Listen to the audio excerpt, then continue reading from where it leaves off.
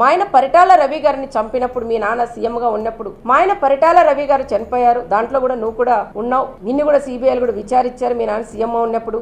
మా ఆయనతో పాటు దాదాపు 45 మందిని అనంతపురం జిల్లా వాళ్ళని కూడా పొట్టను పెట్టుకున్నారు. మహేశ్వర్ రెడ్డిని కూడా అతి దారుణంగా చంపి రైలు పట్టాల మీద కూడా వేసినది మీ తోపు బ్రదర్స్. మరి ఆ కుటుంబాన్ని కూడా నువ్వు పరామర్శించాలని ప్రత్యేకంగా జగన్కు చెప్తున్నాం.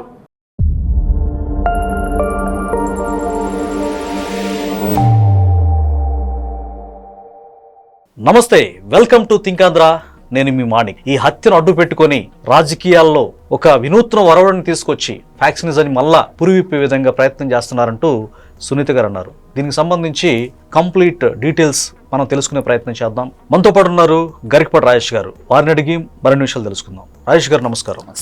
రాజేష్ గారు చెప్పండి, తోపుదుర్తి బ్రదర్స్ ఓటమి తర్వాత అక్కడ ఏదో ఒక విధంగా గొడవలు పెట్టాలని చూస్తున్నారంటూ దివంగత పరిటాల రవి గారి సతీమణి ప్రస్తుత ఎమ్మెల్యే సునీత గారు వ్యాఖ్యానిస్తా ఉన్నారు. అసలు టోటల్ ఈ తోపుదుర్తి బ్రదర్స్ అలాగే అక్కడ పరిణామాలని మనం ఎలా అర్థం చేసుకోవచ్చు? మీ అభిప్రాయం ఏంటి? రాప్తాడు నియోజకవర్గంలో రామగిరి మండలం అండి. అక్కడ రామగిరికి దగ్గరలోనే పాపిరెడ్డిపల్లి ఊళ్ళో లింగమయ్య అని వైఎస్ఆర్ కాంగ్రెస్ పార్టీ నాయకుడు. ఆ ఊళ్ళో వాళ్ళే అతను చంపేశారు పాత కక్షలు. అయితే తోపుదుర్తి ప్రకాష్ రెడ్డి అతని సోదరు ఇద్దరు కలిసి దానికి రాజకీయ రంగు బులుగుతున్నారు. పరిటాల రవి కుటుంబం రక్త చరిత్రను మళ్ళీ ఇట్లా లిఖిస్తుందని చెప్పి దానికి ఒక తెలుగుదేశం పార్టీ రాజకీయ రంగు పులిమితే దాన్ని వెంటనే వైఎస్ జగన్మోహన్ రెడ్డి సిద్ధహస్తుడు కదా ఇందులో అందుకోవటంలో నేను వెంటనే పాపిరెడ్డిపల్లి వస్తున్నాను, తెలుగుదేశం పార్టీ హత్య రాజకీయాలు చేస్తుంది అది ఇదని చెప్పేసి మాట్లాడారు. వెంటనే పరిటాల సునీత బయటకు వచ్చి స్టేట్మెంట్ ఇచ్చారు. పరిటాల రవి హత్యలో వైఎస్ జగన్మోహన్ రెడ్డి ప్రమేయం ఉంది. తోపుదుర్తి బ్రదర్స్ రాప్తాడు నియోజకవర్గంలో ఏం చేస్తున్నారనే విషయం ప్రతి ఒక్కరికి తెలుసు. లింగమయ్యను పరామర్శించడానికి జగన్ వస్తున్నాడు కదా.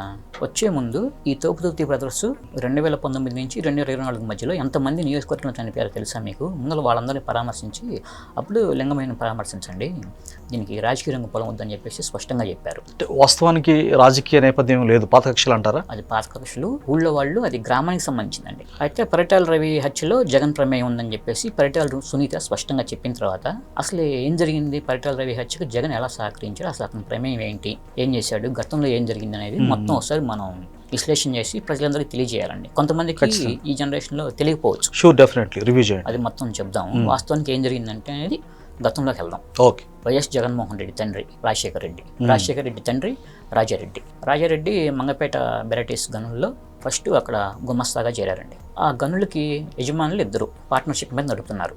ఒక అతని పేరు సుబ్బారావు, అతను కమ్మ సామాజిక వర్గానికి చెందిన వాళ్ళు. ఇంకొక అతని పేరు నరసయ్య, అతను పద్మశాలి సామాజిక వర్గానికి చెందిన వ్యక్తి. వీళ్ళిద్దరూ జాయింట్గా ఆ బెరటీస్ గనుల్ని నడుపుకుంటుంటే ఇతను అక్కడ గుమస్తాగా చేరాడు. కొన్నాళ్ళు పనిచేసిన తర్వాత ఒకరోజు ఉదయం పూట వాకింగ్ అని చెప్పేసి అట్లా వెళ్ళినప్పుడు టీ స్టాల్ దగ్గర ఈ వైఎస్ రాజారెడ్డి నర్సింగ్ చంపేసిన తర్వాత సరే నాకు కొంచెం ఎంతో కొంత వాటా ఇవ్వండి, నేను నమ్మకంగా పనిచేస్తున్నాను కదా అని చెప్పేసి ఆ సుబ్బారావు అనే వ్యక్తిని అడిగి అందుట్లో కొంచెం పార్ట్నర్షిప్ తీసుకున్నారు. కొన్నాళ్ళ తర్వాత ఆ సుబ్బారావుని కూడా చంపేశారు వైఎస్ రాజారెడ్డి. చంపేసి దాన్ని మొత్తాన్ని హస్తగతం చేసుకున్నారు. అట్లా ప్రస్థానం ప్రారంభమైంది. అంటే అన్ని శాఖోపశాఖలుగా విస్తరిస్తూ వచ్చిందండి. అట్లా కాలక్రమంలో వైఎస్ రాజశేఖర రెడ్డి కూడా రాజకీయాల్లోకి వచ్చారు. రాజకీయాల్లోకి వచ్చినప్పుడు సహజంగా ప్రత్యర్థులు ఉంటారు, వీళ్ళు ఉంటారు. తెలుగుదేశం పార్టీలో పరిటాల రవి అక్కడ రాయలసీమ మొత్తంలో ఎవరైతే ఫ్యాక్షనిజం ఎక్కువ చేస్తున్నారో వాళ్ళందరికీ ఎదురొడ్డి నిలబడ్డారు పరిటాల రవి. పరిటాల రవి కమ్మ సామాజిక వర్గం, రాయలసీమలో ఎక్కువ ఫ్యాక్షనిస్టులేమో రెడ్డి సామాజిక వర్గం. దాంతో ఏమైందంటే అక్కడ ఒక కులం రంగు పులుముకుంది. అంటే మా రెడ్డిని ఎదిరించి నిలబడతాడా పరిటాల రవి అంటే అతను ఒక బలీయమైన శక్తి అయిపోయాడండి. అతను బలీయమైన శక్తి అయ్యాడు అంటే ఊరికేదో రక్త చరిత్ర ఏం చేయాలా, రక్తపాతం చేయాలా, రక్తహింస ఏం చేయాలా. అంటే వాళ్ళ నాన్న శ్రీరాములయ్య ఉన్నారు కదా, ఆయన వారసత్వాన్ని పుణికిపుచ్చుకొని పేదలకు సాయం చేయటం, మామూలుగా వాళ్ళకి ఏదైనా ఆపదలు ఉంటే ఆదుకోవటం, పేద కుటుంబాల్లో ప్రతి సంవత్సరం పెళ్లిళ్ళు జరుగుతాయండి. అదే సాంప్రదాయాన్ని ఇప్పటికీ సునీతను శ్రీరామ్ కూడా కొనసాగిస్తున్నారు. అట్లా చేయటం ఏదన్నా కానీ అతను బాగా ఎస్టాబ్లిష్ అయ్యారు రాయలసీమలో. వాళ్ళ నాన్నగారు మావోయిస్టులోకి వెళ్ళారు కదా, వెళ్ళారు. అంటే వామపక్ష భావజాలంతో ప్రజలకి వామపక్ష భావజాలంతో ఆయన ఎందుకు మావోయిస్టులోకి వెళ్ళారంటే రాయలసీమలో ఈ రెడ్లు ప్రజల్ని అణగదొక్కుతుంటే వాళ్ళ నుంచి కాపాడటానికి, మిగతా ప్రజలకి ఒక సాధారణమైన జీవితం గడిపేలా చేయడానికి కోసం ఆయన అక్కడికి వెళ్ళారు. అట్టడుగు వర్గాలు, బలహీన వర్గాల ప్రజల సంక్షేమం కోసం ఆయన అందుట్లో ఉండి పోరాడాడు. ఆయన్ని చంపేశారు. అయితే ఈ పరిటాల రవి 2004లో రాజశేఖర రెడ్డి సీఎం అయిన తర్వాత అప్పుడు 2005 జనవరి 24న పరిటాల రవి హత్యకు గురయ్యాడు. అయితే అసలు వాస్తవానికి వీళ్ళిద్దరికి వైరం ఎక్కడ స్టార్ట్ అయిందంటే, పరిటాల రవి నిమ్మల కిష్టప్ప అని చెప్పేసి మనకి హిందూపురం ఎంపీగా కూడా చేశాడు. అవును. అతన్ని గోరంట్ల నియోజకవర్గానికి బై ఎలక్షన్స్ వస్తే అతను నిలబెట్టి 25,000 మెజార్టీతో గెలిపించాడు.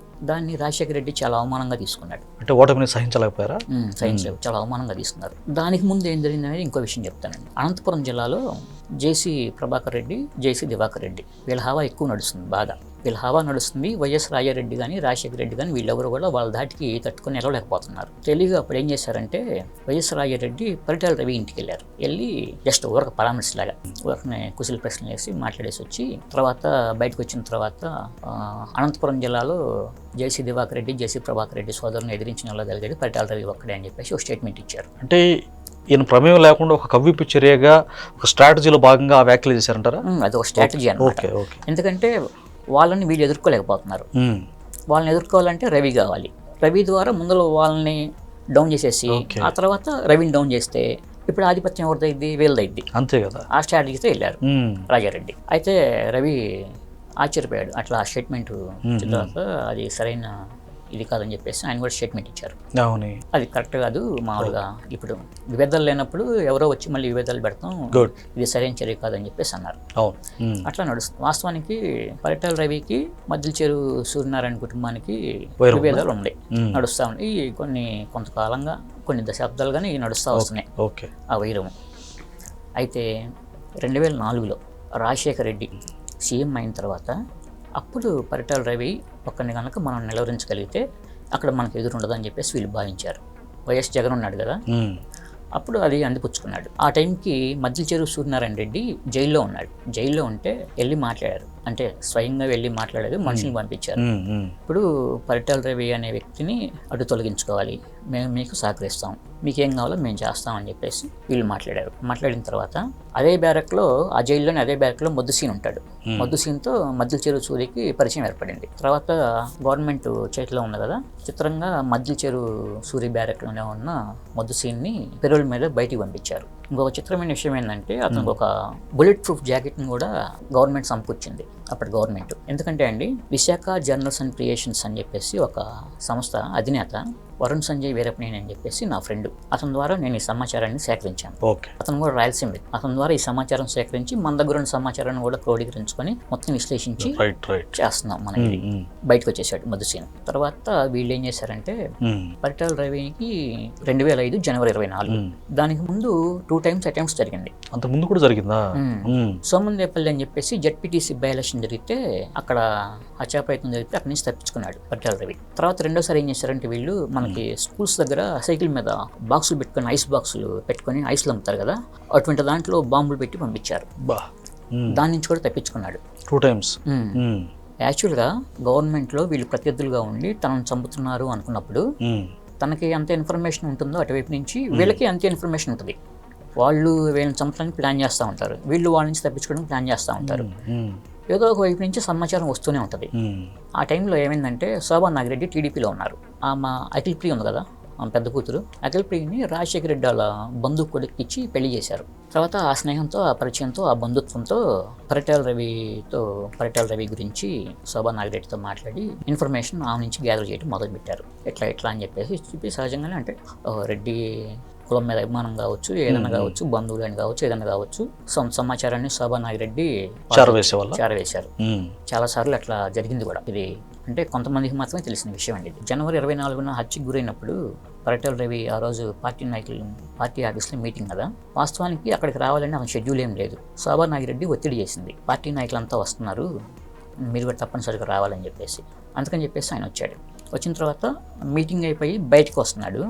బయటకు వచ్చే టైంకి ఇక్కడ లోపల నుంచి ఇట్లా బయటికి ఈ టైంకి వస్తున్నాడు బయటకు అని చెప్పేసి ఇన్ఫర్మేషన్ పాస్ చేశారు ఒకళ్ళు, వీళ్ళలో ఉన్న నాయకులు. పాస్ చేసిన తర్వాత దూరం నుంచి మధ్యలో ఇదే మొద్దుసీను కాల్చాడని చెప్పేసి అందరూ అనుకున్నారు కదా, కానీ గవర్నమెంట్ ఏర్పాటు చేసిన సెక్యూరిటీ ఉండే వాళ్ళే కాల్చారు. ఎంత దారుణం, వాళ్ళ చేత హత్య చేయించారు అనమాట.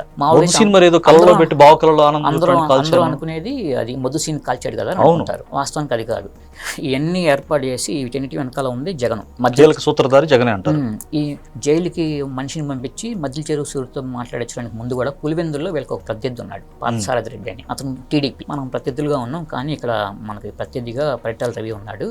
అతనికి అనుచరగణం చాలా ఎక్కువ. మీరు మాకు సహకరించండి, మేము మీకు సహకరిస్తామని చెప్పేసి అతనితో కూడా ఒక ఒప్పందం కుదుర్చుకున్నారు. ఈ లాబింగ్ ఇవన్నీ కూడా జగనే చేశాడండి. అట్లా పార్థసారథి రెడ్డి అయిపోయిన తర్వాత మధ్య చెరువు సూరితో మనిషిని మాట్లాడించిన తర్వాత లాబింగ్ అంతా అయిపోయిన తర్వాత మొద్దు సీన్తో మాట్లాడటం, బుల్లెట్ ప్రూఫ్ ఏర్పాటు చేయడం, అట్లాంటివన్నీ. యాక్చువల్గా జనవరి 24న పరిటాల రవి మర్డర్ జరిగింది. అయితే అనంతపురంలో బస్ స్టాండ్కి ఎదురుగా చక్రవర్తి టవర్స్ అని చెప్పేసి ఒకటి ఉంటుందండి, బాగా ఫేమస్, ఎవరికైనా తెలుసు. డిసెంబర్ నుంచి అక్కడ వీళ్ళు మొద్దు సీను కొంతమంది అక్కడ లాడ్జ్లో నిర్వహించారు, ఒక రకంగా లెక్కే చేసి అక్కడే ఉన్నారు. దాదాపు 2.5 months ఉన్నారు ఆ చక్రవర్తి టవర్స్లో ఉండి. అక్కడ మామూలుగా మొత్తం ప్లాన్ చేసుకొని ఏర్పాట్లన్నీ చేసుకున్నారు. వాళ్ళకి కావాల్సినవన్నీ సమకూర్చింది కూడా జగన్మోహన్ రెడ్డి. తర్వాత చెప్పాం కదా మనం ఇట్లా సూరి ఓకే అన్న తర్వాత మొద్దు సీన్ బయటికి రావటం, మొద్దు సీన్ కాల్చడం వీళ్ళు అనుకోవటం, గవర్నమెంట్ ఏర్పాటు చేసిన వాళ్ళే కాల్చడం, ఇట్లాంటివన్నీ జరిగింది. పరిటాల రవి చనిపోయాడు. అయితే పరిటాల రవి చనిపోయిన తర్వాత ఇంకా మనకి హత్య రాజకీయాలు వద్దని చెప్పేసి సునీతను శ్రీరామ్ భావించారు. అప్పుడు శ్రీరామ్ కొంచెం చిన్నపిల్లాడు. వీళ్ళు అదే హత్య రాజకీయాలు చేద్దామని అనుకుంటే ఇవాళ వైఎస్ఆర్ కాంగ్రెస్ పార్టీ అనేది ఉండేది కాదు, జగన్మోహన్ రెడ్డి అనే వ్యక్తి ఉండేవాడు కాదు. ఇది ఇన్ని రకాలుగా ఇన్ని ప్రయత్నాలు ఇన్ని హత్యలు చేశాడు కాబట్టే ఇతను ఈ రోజుకి భయపడి చాటుగా ఉంటున్నాడు. ముఖ్యమంత్రిగా ఉన్న టైంలో కూడా 128 మంది పోలీసులు కాపలా ఉంటే బయటకు వచ్చేవాడు. అతను వస్తే పరదాలు కట్టేవాళ్ళు అడ్డంగా ప్రజలకి. ఇప్పుడు ఏ తప్పు చేయకపోతే అసలు భయపడాల్సిన అవసరం లేదు కదా. మరి వాళ్ళు చంద్రబాబు నాయుడు ఎందుకు నేరుగా ప్రజల్లోకి వెళ్ళి మాట్లాడుతున్నాడు, ఇళ్ళకి వెళ్ళి పింఛన్ ఎందుకు అందజేస్తున్నాడు, మరి ఇతను ఎందుకు అట్లా అందజేయట్లేదు? వారంలో 2 రోజులు మాత్రమే ఇక్కడ తాడేపల్లిలో ఉండి మిగతా 5 రోజులు బెంగళూరులోని యలహంక ప్యాలెస్లో ఎందుకు ఉంటున్నాడు? ఎట్లాంటి ఎన్నో చేశాడు కాబట్టి వాళ్ళు ఎవరి నుంచో నాకు ముప్పు ఉంటుందని భయపడి కాబట్టి అతను అట్లా చేస్తున్నాడు. ఇట్లా ఇవన్నీ చేసుకుంటూ వస్తున్నాడు. అందుకని పరిటాల రవి హత్యలో జగన్ ప్రమేయం ఏ విధంగా ఉందనేది మనం ఇప్పుడు చెప్పుకున్నాము. మాట్లాడడానికి కారణం అదండి. ఈ తోపుదుర్తి ప్రకాష్ రెడ్డి సోదరులు ఇప్పుడు దీన్ని ఏంటంటే రాజకీయ రంగు పులిమి మళ్ళీ కమ్మారెడ్డి అని చెప్పేసి ఒక విద్వేషాన్ని పెంచేసేసి దాన్ని రాజకీయంగా మనం లబ్ధి చేకూర్చుకుందాం అనే ఆలోచనలో ఉన్నారు. ఆ ఆలోచనలో భాగంగానే నేను పాపిరెడ్డిపల్లి వస్తాను అని చెప్పేసి జగన్మోహన్ రెడ్డి ప్రకటించాడు. వాస్తవానికి వాళ్ళు వస్తే ఏం చేస్తారంటే కులాల మధ్య విద్వేషాన్ని రెచ్చగొడతారు, తర్వాత ప్రాంతాల మధ్య విద్వేషాన్ని రెచ్చగొడతారు. ఇవన్నీ సహజంగా జరిగాయండి. కాకపోతే ప్రజలు ఇవన్నీ తెలుసుకుంటారు. తెలుసుకొని అవి మనకు అటువంటి ఏమొద్దు, మనకు అభివృద్ధి కావాలి అని చెప్పేసి ఆ ఒక్కటే వాళ్ళు గమనంలో ఉంచుకొని వీటన్నిటికీ అంటే జగన్మోహన్ రెడ్డి చేసే రాజకీయాన్ని నిశితంగా గమనిస్తా ప్రజలు అప్రమత్తంగా ఉంటే అతను ఎప్పటికీ అధికారంలోకి రాలేడు. అది తర్వాత ఇక పరిటాల సునీత స్టేట్మెంట్ని బట్టి టీడీపీ స్టాండ్లు వీళ్ళు కూడా కొంత మళ్ళీ పరిటాల రవి హత్య అప్పుడు జరిగిన సంఘటనలు అవన్నీ జ్ఞాపకం చేసుకుంటున్నారండి. ఏం జరిగిందనేది కొంతమందికి జగన్ పాత్ర ఎంతవరకు ఉందనేది తెలియదు కదా, కాబట్టి ఈ విషయం మనం అందరికీ తెలియజేద్దాం అనే ఉద్దేశంతోనే. అంటే చాలా వాల్యుబుల్ ఇన్ఫర్మేషన్ ఇచ్చారండి. అయితే ఈ తోపుదుర్తి సోదరులు జగన్కి ఎలా దగ్గర అయ్యారంటారు? సామాజిక వర్గం అప్పుడు వాళ్ళు కాంగ్రెస్ పార్టీలో ఉన్నారండి. 2009లో రాజశేఖర రెడ్డి ఉన్నప్పుడు 2009లో కాంగ్రెస్ సీట్ తెచ్చుకున్నారు. రాప్తాడు నుంచి తెచ్చుకుంటే ఓడిపోయాడు ప్రకాష్ రెడ్డి సునీత మీద. 12లో వైసీపీలోకి వెళ్ళిపోయాడు. జగన్ వైసీపీ పెట్టినప్పుడు వెళ్ళిపోయి 2014లో వైసీపీ తరపున సీట్ తెచ్చుకుని రాప్తాడు నుంచి పోటీ చేశాడు. మళ్ళీ ఓడిపోయాడు. 19లో మాత్రం సునీత బదులు శ్రీరామ్ పోటీ చేశాడు. శ్రీరామ్ మీద గెలవగలిగాడు. మళ్ళీ తిరిగి మన 2024 ఎన్నికల్లో ఓడిపోయాడు. సునీత గెలిచింది. వీళ్ళు చేసిన అక్రమాల అరాచకాలు చాలా ఉన్నాయి. తోపుదుర్తి సోదరులు చేసిన రాక్లెట్ పేరుతో ఎన్నో దోచుకున్నారు. ఇల్లు కట్టకుండా బిల్లులు మంజూరు చేయించుకున్నారు. పులివెందుల నియోజకవర్గంలో అసలు పునాది కూడా తవ్వకుండానే 200 కోట్ల రూపాయలు శాంక్షన్ చేశారు. 200 కోట్ల రూపాయలు, అది ప్రైవేట్ బ్యాంక్ ద్వారా. కృష్ణా గుంటూరు జిల్లాలో కూడా ఇవి తీసుకున్నారు కాంట్రాక్ట్స్ ఇల్లు కడతానికి. అదే సెంటు స్థలాల్లో జగన్ ఇల్లు ఉండే కదా అవి కడతానికి. అంటే 1 కోటి 2 కోట్ల రూపాయలకే ఈరోజు ఊచలకి పెడుతున్నారు చాలా మంది ప్రముఖులు కూడా. అలాంటిది 200 కోట్ల రూపాయలు మరి ఆ విధంగా స్వాహా చేసినప్పటికి కూడా వాళ్ళ మీద చర్యలు తీసుకోవాల్సిన అవసరం ఉంది కదా. కూటమి ప్రభుత్వం ఎవరి మీద కక్షాదింపు ఏం చేయట్లేదండి. చట్ట ప్రకారం చర్యలు తీసుకుంటుంది. ఇవి తన పని తాను చేసుకుంటూ వెళ్తుంది. ఆటోమేటిక్గా వాళ్ళు చేసిన వ్యవహారాలన్నీ బయటపడుతున్నాయి. అవన్నీ బయటకు వస్తున్నాయి. అవన్నీ కేసులు నమోదవుతున్నాయి. తర్వాత అందరూ శిక్షణ జన్మస్థానానికి వెళ్ళిపోతారు. తప్పకుండా చట్టం తన పని తను చేసుకుపోతుందంటారు. అంతే. ఇందులో ఎటువంటి ప్రత్యేకంగా వీళ్ళని మనం టార్గెట్ చేసుకోవాలనే ఒక ఇది మాత్రం తెలుగుదేశం పార్టీకి కానీ బీజేపీకి కానీ జనసేనకి కానీ ఏమాత్రం లేదు. థ్యాంక్ యూ రాజేష్ గారు.